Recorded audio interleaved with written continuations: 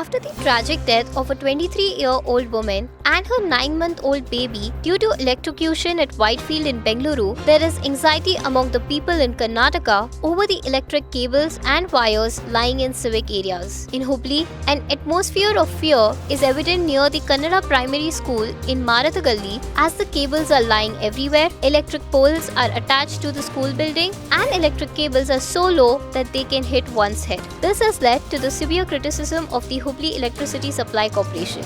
Narayan Vaidya, Secretary of the School Management Board, says that a fierce struggle is inevitable in the coming days as the complaint to HESCOM, Education Department and Hubli-Dharwad Municipal Corporation has been to no avail. ಈಗ ನಮ್ಮ Karnataka government ಶಾಲೆಯ ಪಕ್ಕದಲ್ಲಿ ದೊಡ್ಡ transfer ಐತಿ. Electric transfer ಸುಮಾರು ವರ್ಷಗಳಿಂದ ಐತಿ. ಅದು ಟೋಟಲಿ ಡ್ಯಾಮೇಜ್ ಆಗೈತಿ. ಒಂದ್ ಕಡೆ ವೈರ್ ಕಟ್ಟಾರ, ಮತ್ತೊಂದ್ ಕಡೆ ವೈರ್ ಜಗ್ಗಿ ಕಟ್ಟಾರ. ನಮ್ಮ ಶಾಲೆ ಒಳಗೆ 1ನೇ ತರದಿಂದ ಹಿಡ್ಕೊಂಡು SLC ಮಟ್ಟ ಹುಡುಗರು ಅದಾರ. ಸಣ್ಣ ಹುಡುಗರು ಅವ್ರಿಗೆ ಏನು ನಾಲೆಜ್ ಇಲ್ಲ.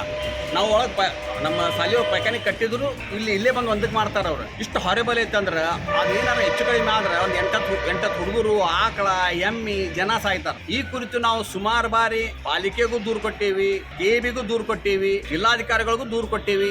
ಎಲ್ಲಾರ್ಗೂ ಹೇಳಿದ್ರು ಸಹ ಇವತ್ತು ಮಟ್ಟ ಏನೂ ತೊಗೊಂಡಿಲ್ಲ, ಆಕ್ಷನ್ ತೊಗೊಂಡಿಲ್ಲ. ಸ್ಮಾರ್ಟ್ ಸಿಟಿ ಅವರು ಲೆಟರ್ ಕೊಟ್ಟಾರ ಆಲ್ರೆಡಿ KB ಅವ್ರಿಗೆ. ಇದ ತಕ್ಷಣ ತೆಗಿಬೇಕು, ಬಹಳ ಜರೂರಿ ಐತಿ. ತೆಗೆದಿಲ್ಲ ಅಂದ್ರೆ ಪ್ರಾಬ್ಲಮ್ ಆಗೈತಿ. ನಾವು ಇಲ್ಲಿ ಇದೆಲ್ಲ ರೋಡ್ ಮಾಡ್ಬೇಕಂತಂದ್ರು ಇನ್ನೂ ಮಟ್ಟ ಕೇಳಕ್ ಹಿಡಿಲ್ಲ. ಬೇರೆ ಕಡೆ ಏನೂ ಇರಂಗಿಲ್ಲ. ತಮ್ಮ ಲಾಬಿ ಪ್ರಕಾರ ಇವತ್ತು ಹೇಳಿರ್ತಾರ, ನಾಳೆ ದೊಡ್ಡದ ಟಿಸಿ ತೆಗೆದು ಎಲ್ಲ ಕ್ಲಿಯರ್ ಮಾಡಿ ಕೊಟ್ಟಾರ ಅಂತ 2-3 ಉದಾಹರಣೆನೂ ಅಲ್ಲೇ ನಮ್ಮ ಆಜುಬಾಜು ಬಿಲ್ಡಿಂಗ್ ಬಾಜುನೂ ಮಾಡ್ಯಾರ.